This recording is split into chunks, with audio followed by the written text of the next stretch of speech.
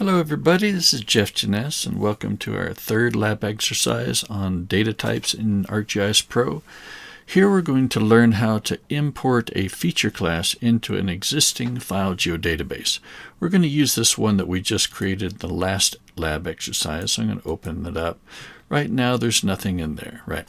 Alright, so first thing we do is we right click on the geodatabase, we go to Import and Feature Classes.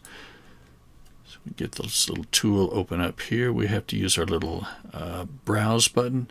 Although actually, if you could see the geodatabase or the feature class over here somewhere, you could just drag it in here.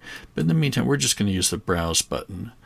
We are going to go to our folders. We have already created a link to our class data folder, and so we're able to find our class data under the folders in our project. Now, Dry Hills Lake East Side project area. This is in the Dry Lake Hills folder.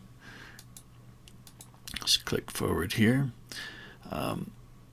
So we pick East Side project area. So we've selected it. We hit OK.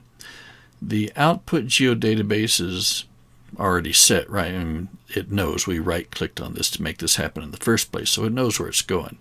If we wanted, we could import more feature classes at the same time just by adding more, but we're just going to do the one. All right, so the tool is set up, ready to go. We just hit Run, wait for a moment,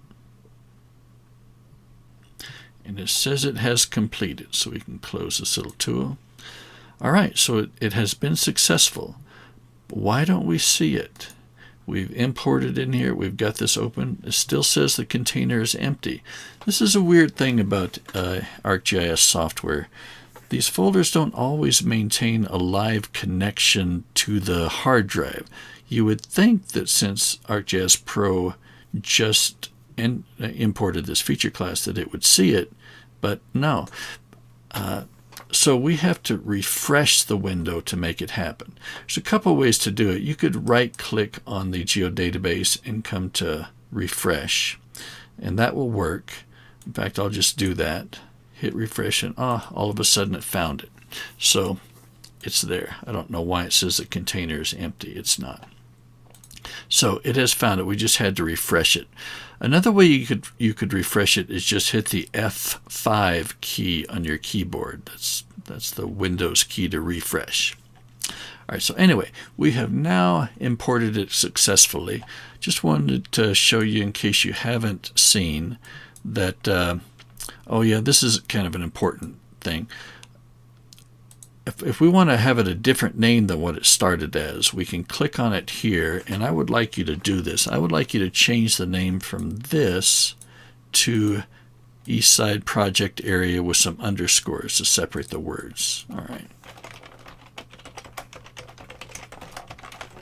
right, so it has been renamed. And it's easy to rename. When you name things in a file geodatabase, a couple of rules to be aware of. The name cannot start with a numeral. It'll crash with weird error message if you try. It also cannot contain any characters other than letters, numbers, or the underscore character. So don't try and put a dot or a space in the name. It just won't work. All right, so that's how you name things. Now I'd like you to also have a chance to see the data. You can get a glimpse of it here in the catalog window. We have to turn on this show and hide details panel here. We're going to click that. Now I've got the feature class selected. I can see the metadata, the geography, or the table. We're going to get more into metadata in later labs. The geography shows you the spatial arrangement of this feature class. So that's the shape of it. It shows the geometries, basically. The table shows you the attribute table.